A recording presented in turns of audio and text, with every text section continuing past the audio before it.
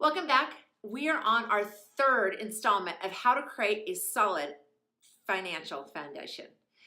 Today, we're going to talk about debt.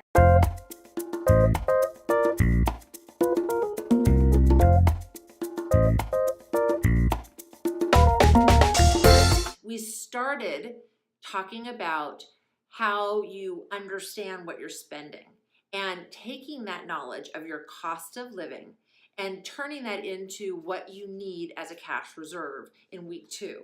And we also talked in week two that cash reserve should also consider what you earn and how long you could possibly be without income if you had a job transition.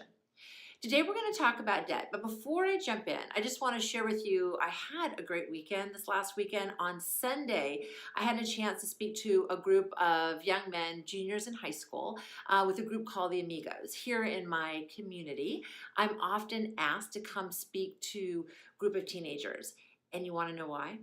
Because their parents are terrified they're going to go to college and that all those cute little tents with everyone offering a credit card is going to destroy their kids' future of financial literacy, because they're going to have too many credit cards, too much credit card debt, and mom and dad's going to have to pick up the pieces. Well, I'm called in to have this conversation, but what I end up doing is sending them home with a bunch of homework to the parents. So the parents understand that, yes, if you keep saying no, and if they're not learning to work within a budget while they're at home with you, they're going to blow it. And what's going to happen is when you're saying no, no, no, they still want things. They're no different than you or I.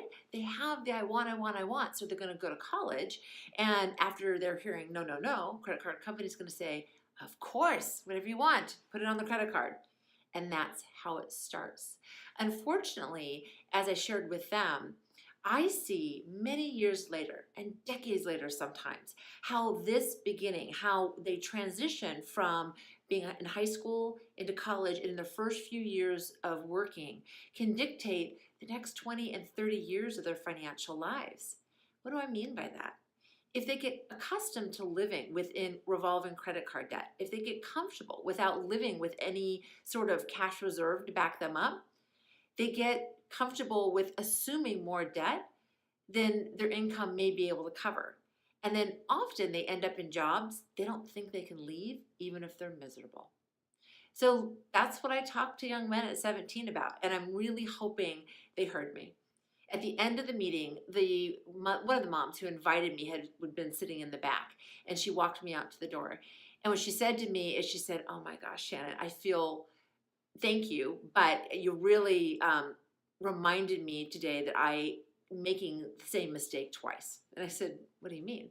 She said, "Well, my junior son is here, but my daughter is already in college, and I never taught them any of this." She went to college, got the credit card debt. It ended up in thousands and thousands of dollars of debt. We've bailed her out a couple times, and she still doesn't know how to budget. Learning how to budget and live within your means and not overspend on credit card debt by having a lack of cash reserve or just plain old overspending has to start early.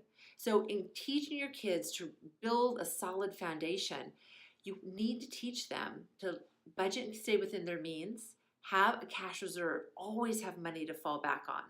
And third, with debt, be careful not to have debt that starts accumulating slowly and then over time becomes this big snowball. If it does happen and you're still working to get that foundation, don't beat yourself up, but get rid of the debt in a smart way. Building a financial foundation means making sure that you are increasing your cash reserve so you don't have to go back to credit card debt. But often what people do is they'll line up all their credit cards and they'll pay off the highest interest rate ones first, and once that paid off, they'll pat themselves on the back and, oh, there's more, I go to the next one, and they keep paying it off. If they don't become exhausted through the process and end up just overspending because I deserve it, I've been trying so hard, which is a normal emotion, they'll pay the last one off and something will happen.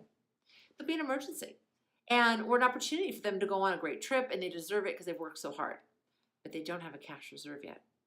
So when paying down debt, it is critical in building that foundation to increase your cash reserves at the same time.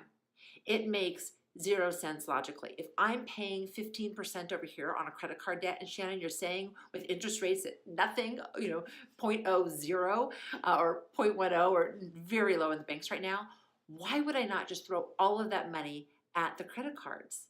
The reason why is you need to build that cash reserve up. So as you're paying down the credit cards, that you don't go back to having to use them in an emergency or an opportunity and get defeated and never end up paying them off. That creates the vicious cycle. Again, I am a financial advisor. I'm not your financial advisor. If you have questions, please seek a local professional. My advice is meant just to be general in nature.